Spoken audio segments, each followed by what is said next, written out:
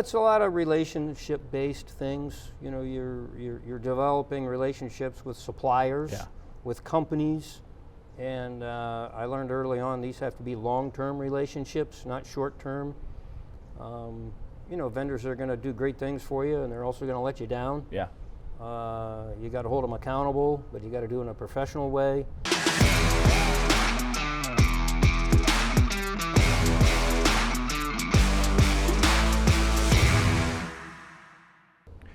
Welcome back to Strong Conversations, real stories with the leaders, innovators, and change makers within and across the building industry. I am Sam Marcoux, and joining me now is the Vice President of Purchasing for 84 Lumber, one of the most iconic brands in our industry, Mr. Mitch Wagner. Mitch, how you doing? I'm doing fine, thanks. How are you? I'm doing really, really well. It's hard to complain considering the environment where we are recording this right now. We're at Nemacolin, Right. and this is your guys' home. And you're inviting us to be here, so I appreciate you guys letting us be here and come play podcast in your territory here. I have to say, I checked in yesterday.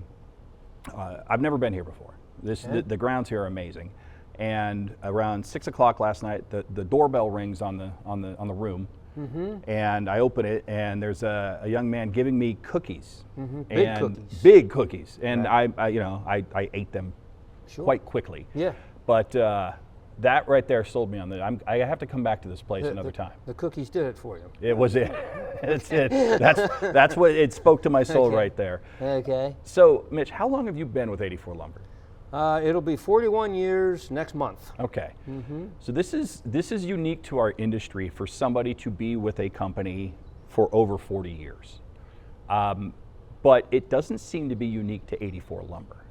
You guys have some pretty long tenured employees here. We do, yeah. I mean, if you could make it maybe 3 to 5 years, then I think we have you for life. Yeah, you're going to stay? Yeah, I believe so. What is it about 84 Lumber that creates that culture of people wanting to stay here and dedicate their careers to this company? I think it's just being, it's true teamwork. Yeah. It's a lot of teamwork. You get a lot of good training, one-on-one training, group training. When I came into the company, there were leaders that seemed to care about me, and it just transfers to me, and I care about others. So how'd you get started? I mean, prior to coming to 84 Lumber, I guess even just growing up, what was the dream growing up? What, in your mind's eye when you were a kid, did you want to be a baseball player, an astronaut, or what is it that you wanted to be? You know me well. I wanted to be a baseball player, yeah. but I retired after about 6th grade. Everyone was getting your size, and I wasn't going anywhere. So baseball wasn't for me. What position did you play? What did you like doing? I was pitcher, all 3 outfield positions, and second base. Okay. Yeah. Second base is a tough place to play. I mean, I'm left-handed. I had to play shortstop one year, and I was all turned around. I'm like, put me over at first base. I was left-handed as well. Oh, yeah? How did you play second base as a left-hander? Because you're all turned around. You'd have to talk to my coach. I don't know.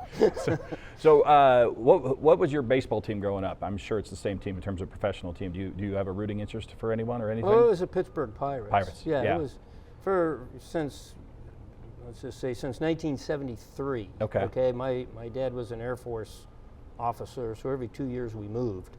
So every 2 years I had a new favorite team, but we settled in Western PA after he retired, and that's been my team. Right on.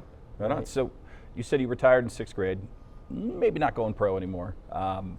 You grow up, you go through high school, you go to college.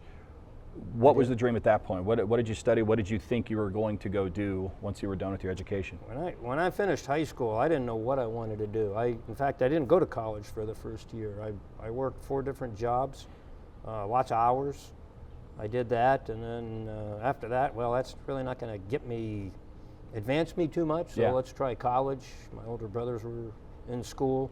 I went to IUP, not far from here, Indiana University of Pennsylvania. Okay. My older brother was there at the time. He was majoring in accounting. He suggested, well, why don't you do accounting? So I did accounting. I got a degree in accounting, but I never liked accounting. So I got out of school. I had a summer job, and I was, what am I going to do after Labor Day? I need to get a job, a real job. I was interviewing for accounting positions, but they weren't going anywhere. I wasn't impressed with them, and they probably weren't impressed with me. There was no second interview. Well, I mean, it didn't seem like you had a passion for it, right? No, I didn't. No.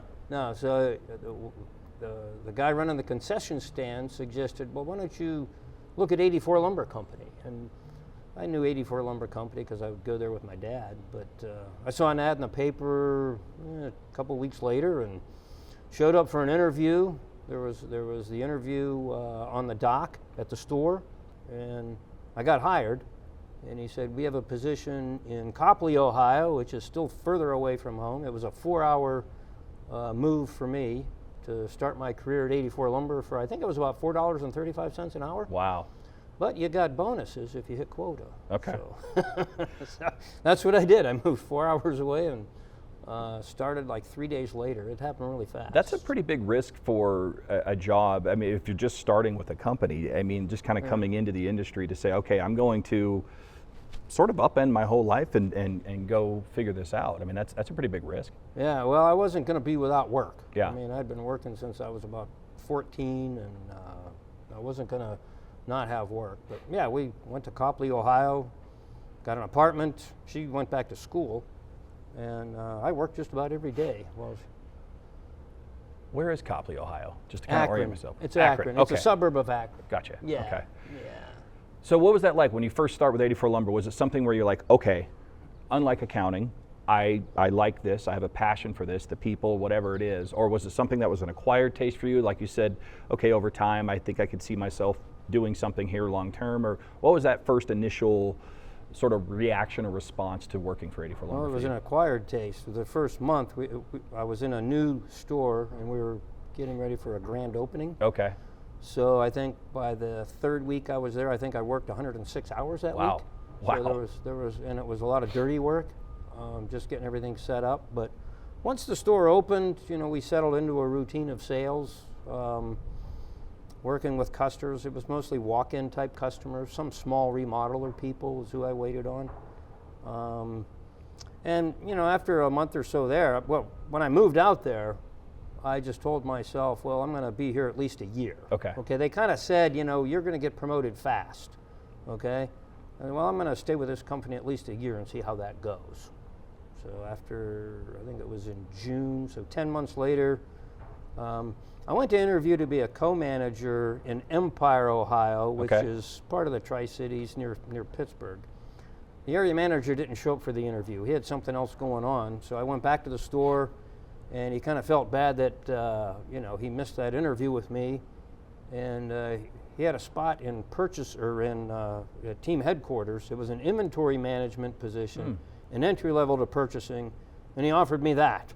I said, okay, I'll take that.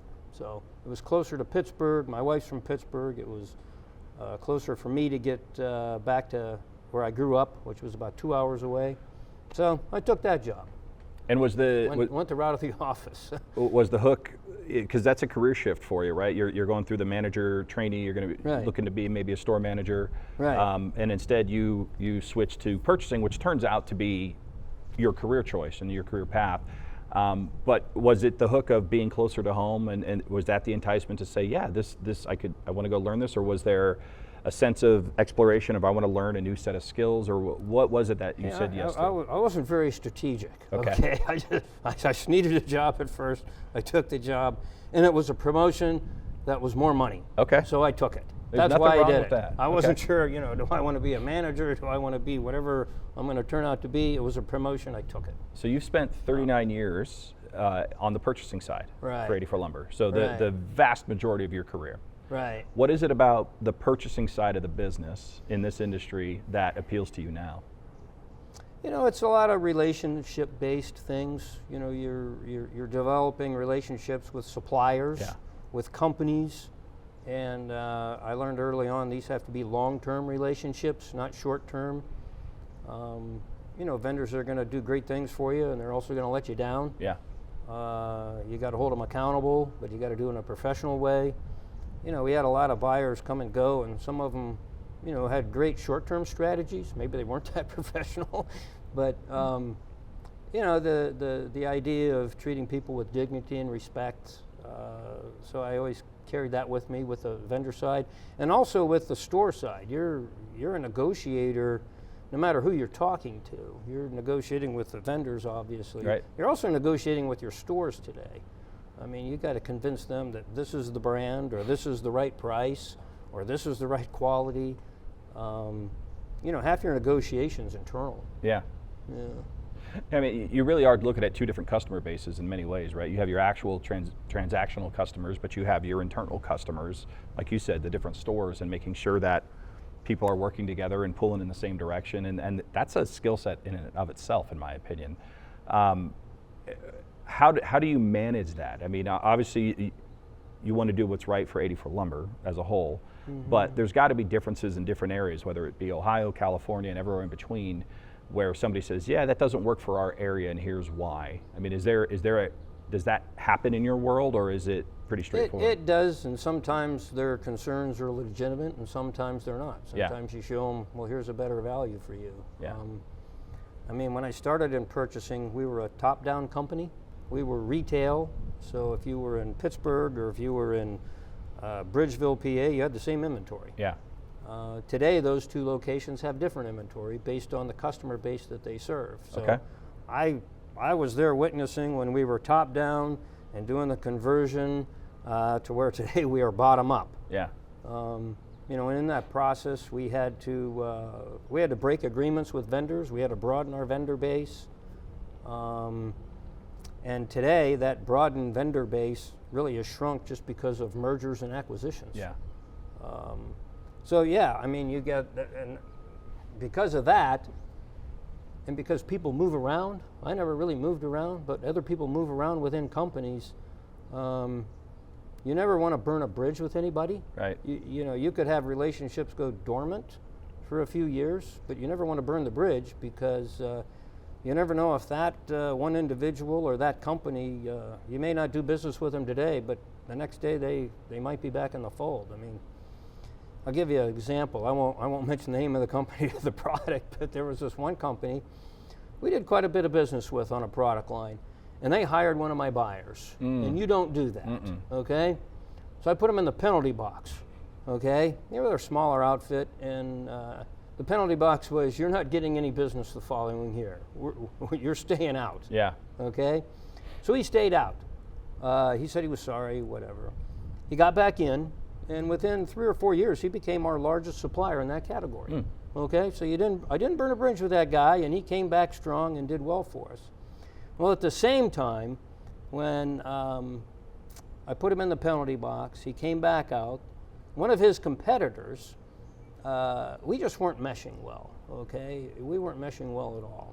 And they had quite a bit of business, but we were just fighting every day, and I think I sensed they were tired of us as a customer, and I was tired of them as a vendor, so we kind of shook hands like, well, we're just not going to do business for a while. So we parted ways. Yeah. We didn't talk for 2 or 3 years. Well, the one company that hired my guy, that he was our largest supplier in that category, got bought by the guy that I chose not to do business with. So immediately he's on the phone with me, hey, we got to work this out. And we did, and they are a vendor to us today. So again, people move around and companies change. Relationships could be dormant, but you got to keep the door cracked, because you don't know what's going to happen next. I like that you said that it could be dormant, but not, right. Don't burn that bridge. It's not, right. It's not the end. Don't do it with a person. Don't do it with a company. Yeah. I'll ask you a couple questions, Mitch, because you're on the purchasing side. I am a bleeding heart salesperson, at heart. Yeah. There's a natural order in terms of salespeople and purchasing agents, managers, vice presidents. What advice would you give a salesperson? This is for all the salespeople out there. What advice would you give a salesperson who is calling on a purchasing person? What should they do? What should they not do in terms of getting that relationship and maintaining that relationship? Do you have any advice for salespeople out there? I think you got to know who your customer is. You got to. We'll get cold calls from people, and they want to sell me something. And have you ever been to one of our stores? No. Well, go see one of our stores first, and look around multiple stores and see if you might have a fit with us. Right? It's a great idea. But for a salesperson, I mean, the ones that we're doing business with today, they're all familiar with 84 Lumber.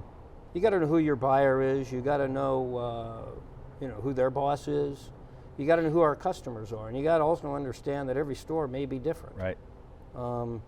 But we build programs around customers, sometimes clusters of stores, sometimes markets. But you know, for the salesperson, the advice: be honest with us. Okay, be straightforward. Don't bash your competitor. Right. Okay, tell us why you're different and why we should do business with you.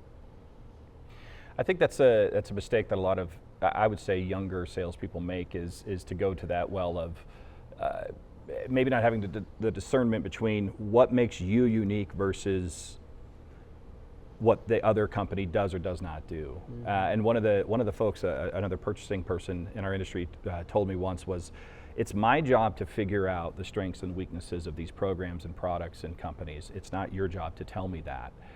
You need to focus on your stuff and how it can help my business grow. And I just thought it's pretty profound. It seems obvious, but you do have to say it out loud sometimes. Yeah. So I appreciate you saying that. Something else you'd mentioned the mergers and acquisitions and some of the changes and evolution of our industry over the last 40 years. Is that the biggest change you have experienced and seen, or is there something else that stands out that says, man, that is wildly different than when I started? Predominantly, it's there's fewer suppliers, mm-hmm. there's fewer competitors of 84 Lumber, and there's fewer customers. Okay. Yeah. There's been consolidation at all levels of the supply chain, but the competition is still just as fierce. Yeah. Yeah. Yeah. That would make sense. So, like you said, the consolidation is everywhere. It's not just one element of our industry. Everything is kind of shrunk in terms of the network itself. But the people that are still around, I would imagine, are super amped to go get the business and develop the relationships and everything else. Yeah, so. They are. I think 84's strength on the purchasing side is we're centralized. Okay. So the buyers that work all the purchasing agreements and the stock programs are all centralized in 84 Pennsylvania. Okay. Okay. Let me qualify that. We have a centralized focus. We do have 3 buyers out in Phoenix, Arizona because of a time zone change. Okay. But they all train in our office. Okay. They were there for 4, 5, 6 months, been in the company a while before we sent them out there. I go out there every quarter, so we stay connected with them that way. But being centralized, the advantage we have is we're broken down into 2 groups. We have commodity, which is lumber and OSB, and then we have building materials, windows, doors, trim, roofing, drywall, everything else.